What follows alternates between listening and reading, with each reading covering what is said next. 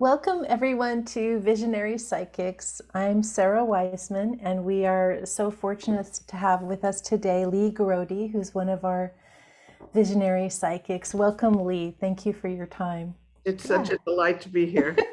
Absolutely. Well, um, for those of you guys who have been following this series, you know that the people who are Visionary Psychics come from a really deep, rich life experience and spiritual experience. And I wonder, Leigh, if you could tell us, I know you've had several very significant markers of opening, spiritual opening. Tell us a little bit about whichever's coming to mind as I'm saying that, how you went from being asleep in the more rational linear world, and then how this opening started for you. Well, the major shift occurred after an experience January 3rd, 1991 in Amsterdam at midnight when I was attacked by three men. And I was brutally beaten. It was terrible what they did to my body, and how I left my flesh and transcended out of my body because I couldn't handle the pain. And how I went to this other dimension, if you will, that was so incredibly loving and nurturing and non-human. And I really got dipped in the ocean of love, if you will, no joke. And then I was told to go back in my body. It's like, and the thing that I learned in that experience, one that you don't argue with the powers that be in the universe because they don't operate on a human level. And so when I started arguing, the response to my arguing was complete silence. And that silence was one of my greatest teachers.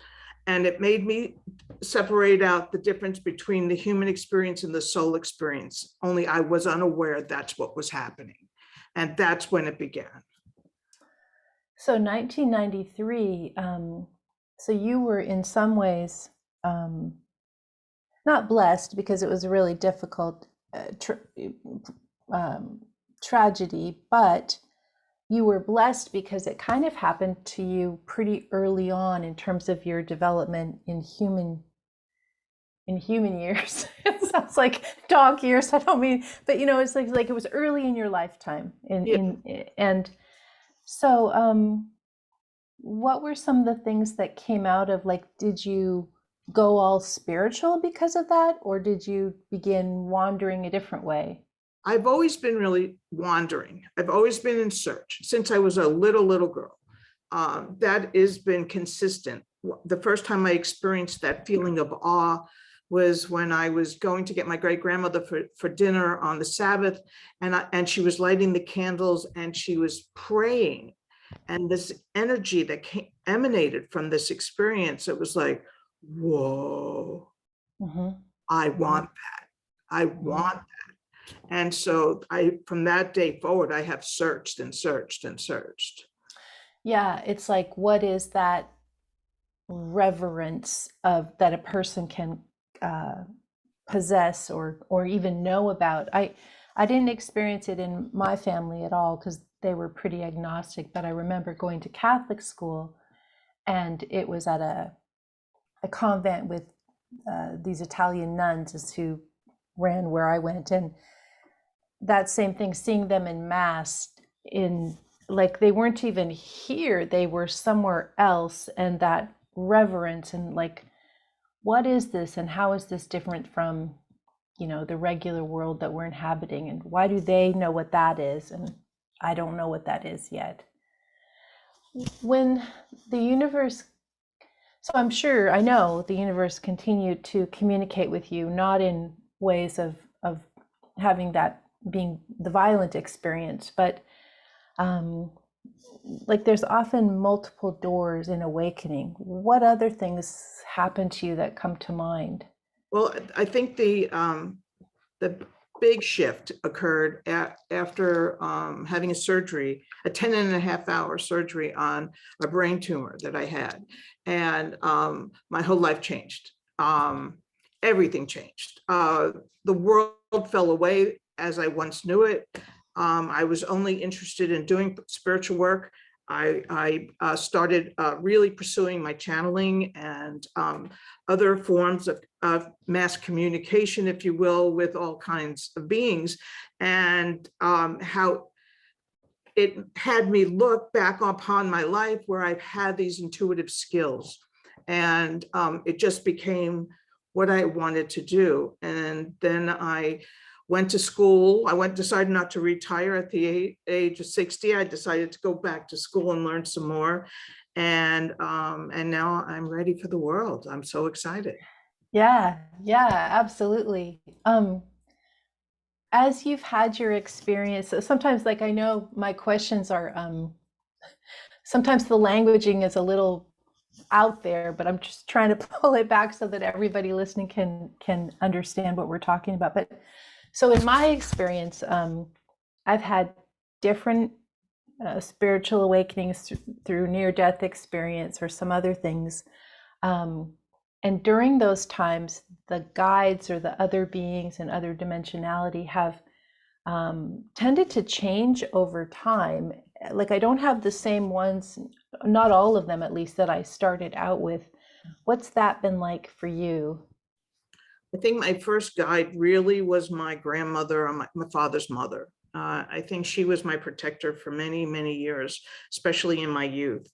I have a relationship with a being who's called Sebastian, and I channel Sebastian, and he is with me 24/7, and we've been together for many lifetimes. And there are others I've had come through, and but he's been my gatekeeper for a while. And so others may come. I had an experience, they called themselves Five, that was their name. And that was a different experience. It was a totally yellow submarine kind of experience. Yeah. And yeah, it was really fabulous. But I have a direct connect with my relatives. And I know when they're around me is when I smell them, and they all have their own scent, and I know who's around me. And like right now, there's quite a few around me. What would they like to add to the conversation? Do they have anything they'd like to tell you to say to all of us, or to yourself, or to me?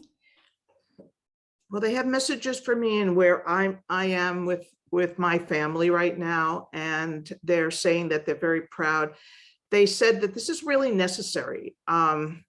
They love that it's me. They say that they love that it's Leah, and that that now I get to see the difference that they always saw, and that my ability to transcend time and space is unique to me. That other people transcend time and space, and it's unique to them. But I have a special gift that offers somebody the ability to have, like, I could pull down that divine love and have somebody experience it. Yeah. And yeah, no, that's one of the gifts I received from being beat to death. So but no joke, there's a cause and effect. I guess I was a little stubborn and needed an awakening. Right. Right. Because, yeah, without that awakening, you wouldn't have gone there. And now, because you can go there, you can repeat it for others. You can bring it to others. Yes. Interesting. Yeah. When you work with people who are new to spirituality, what's the approach that you, I guess, not spirituality, but new to this idea that they can have direct connection for themselves? What comes to mind if you come across people like that? I listen, and I ask them questions according to their experiences, and what happened before the experience, and what happened during the experience, and what happened after the experience, to see how the level of flow can move through them or not move through them, if there's a barrier there. And then I could share with them what I'm experiencing from them, and ask them if that's of interest to them.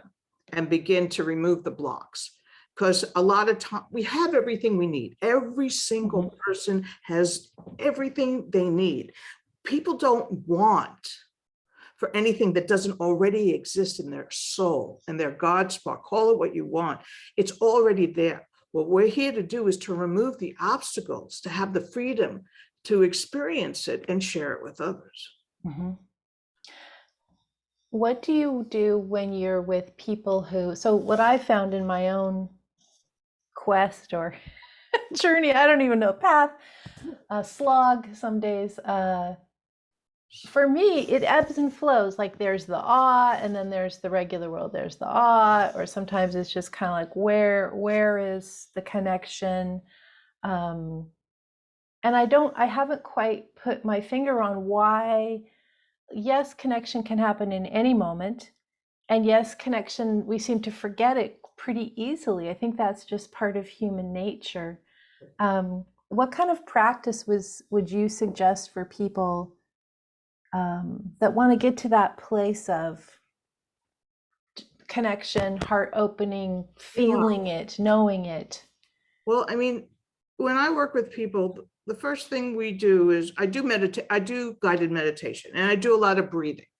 And I just have to see where the person's at and how open are they? Do they open and close really quickly? Are they willing to stay open for 10 minutes or for a half hour? Are they willing to even take the risk of staying open for an hour? And then by understanding that, we share the understanding of that. And then again, a being has to be able to say, yes, I want more. Yes. So I can't say yes for anybody. We can't do that. But I can support somebody to say yes. And once we've established that, then in Hinduism, they talk about the dry heart. In Buddhism, they talk about the bands around the heart. Our job is to pop those bands. Yeah, I use the idea that I've heard, it's like these consecutive containers that were unlock the first lock, then the next, then you just get to that essence of the inner heart, which I receive as the heart is where the soul resides. Like that's where it's not in here. This is where we know stuff. It's exactly in the human body. It's in there. Yeah. And it's also around us. It's kind of like the concept that most humans don't have yet, is that, yes, we have a piece of our soul is in our hearts, but our flesh is in our larger soul. Yes. So our flesh is, so the connection of that spark to the outer soul is where the oneness of all that is. Yes. And so that concept is like, I've watched people like need a chiropractic, just a spiritual chiropractic. Right. Saying is, so to be in touch with feeling that essence, feeling our true essence. Yeah. And it's such a great relief. Like I know for a lot of people listening, they might have had really rough stuff today or last week or this year. And this idea of knowing that there is actually one thing that you can rely on no matter what, which is your true essence and your true part of oneness, like that can't be taken away. Even if you die, it can't be taken away. And this idea that all you have to do is open to it and everything changes from there. Everything changes. Exactly. And people are terrified to open to it. That's been my experience. And so my question is, are you invested in being closed? And that's okay if you are, but let's look at it. And are you interested in being open? And let's look at that. And what does that mean to you? Tell me in your words, what does it mean to be open? What is it you're thirsty for? A lot of people say they're hungry, and a lot of people say they're thirsty. Those are terms. And I was taught to drink as you pour, so that your glass is never empty. Yeah, absolutely. What would you say to people who, because in my own experience and in working with people who've had a past trauma or past abuse or really serious stuff, and it gets hard to when you have this level of wounding early on or later, you get so vulnerable, you get so hurt, as you did with your experience in Amsterdam.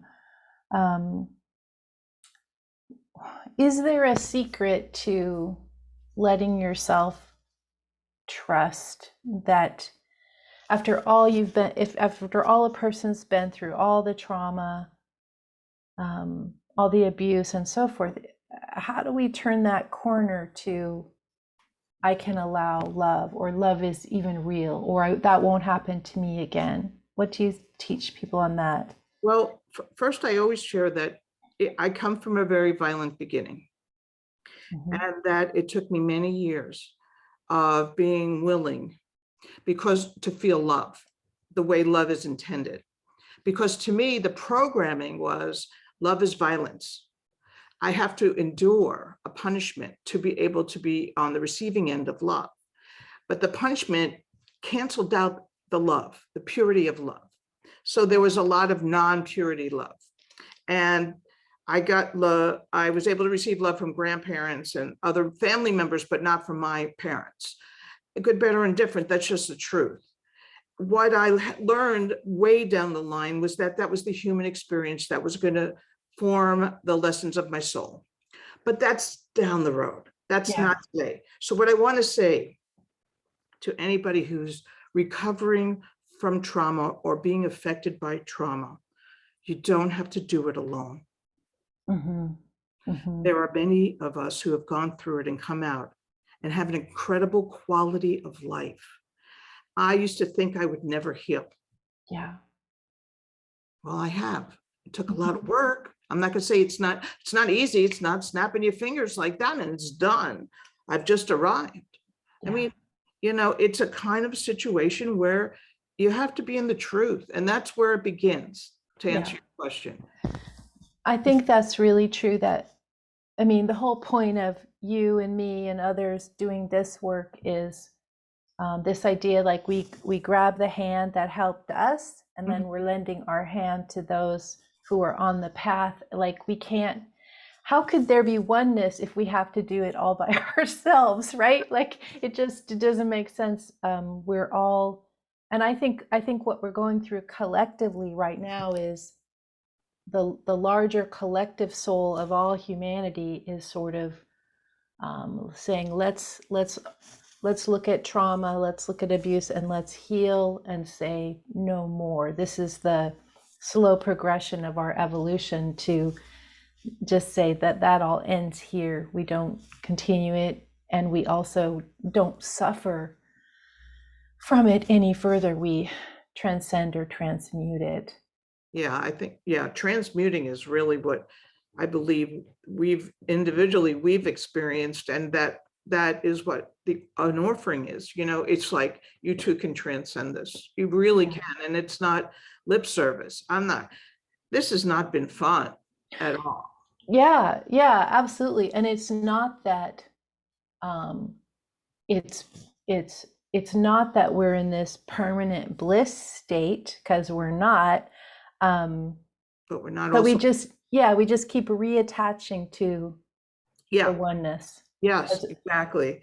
And like, even before I had the clarity of mind about really the tactile experience of oneness, and I was still caught up in personalities and people, what they said and how they did things, and that became what I looked at. To be able to refocus how we look at life, it's also part of what transitions and learning what the truth is. To learn that you've been lied to your whole life, that your purpose is not to serve another person, it's to become healed and whole, to help and be in service, is different than to serve. Yes, absolutely. And like we continue to attach to oneness, we continue to detach from separation, and maybe we're doing that. Some people do this in a really public way, some people do it in a private way, but I don't think it even matters. I think that just the fact of doing the work of expansion, I guess, might be one word, we're one soul, one collective. So anytime one little piece of the soul expands, the whole thing is Exactly. lifted up. So it doesn't even matter, if we're one person in our little cave or if we're a person, speaking or teaching others. It's not important. The importance is to take it on as your journey.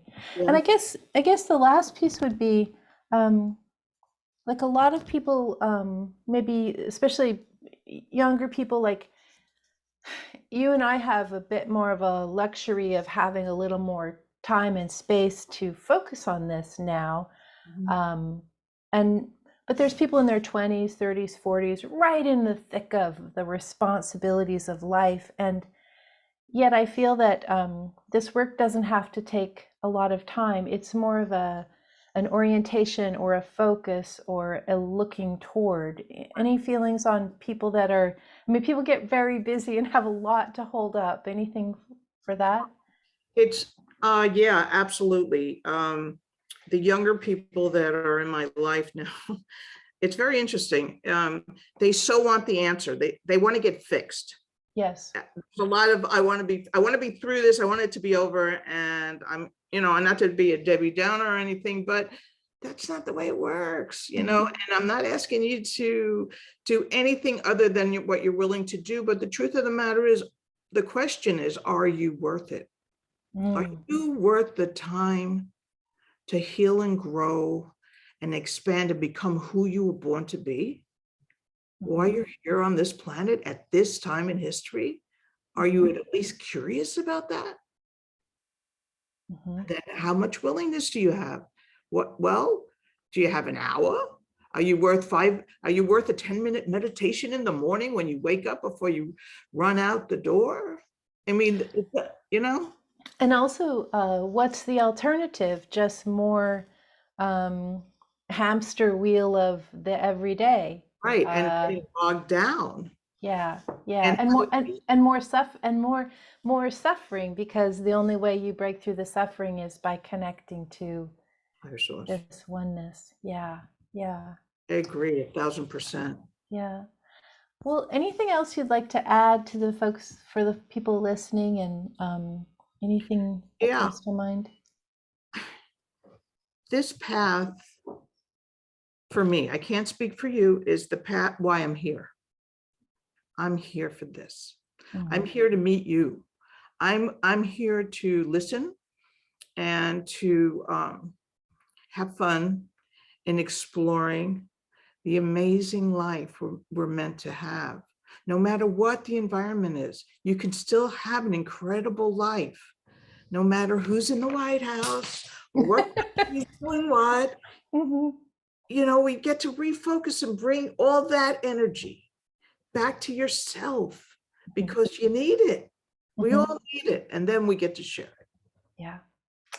Well, Leigh, thank you so much for being a part of our Visionary Psychics. And I will put the contact information in the writing below. But thank you so much for your time. It's my honor to be with you. Thank you. My honor to be with you too, Sarah. Thanks. Thank you. Okay. Thanks.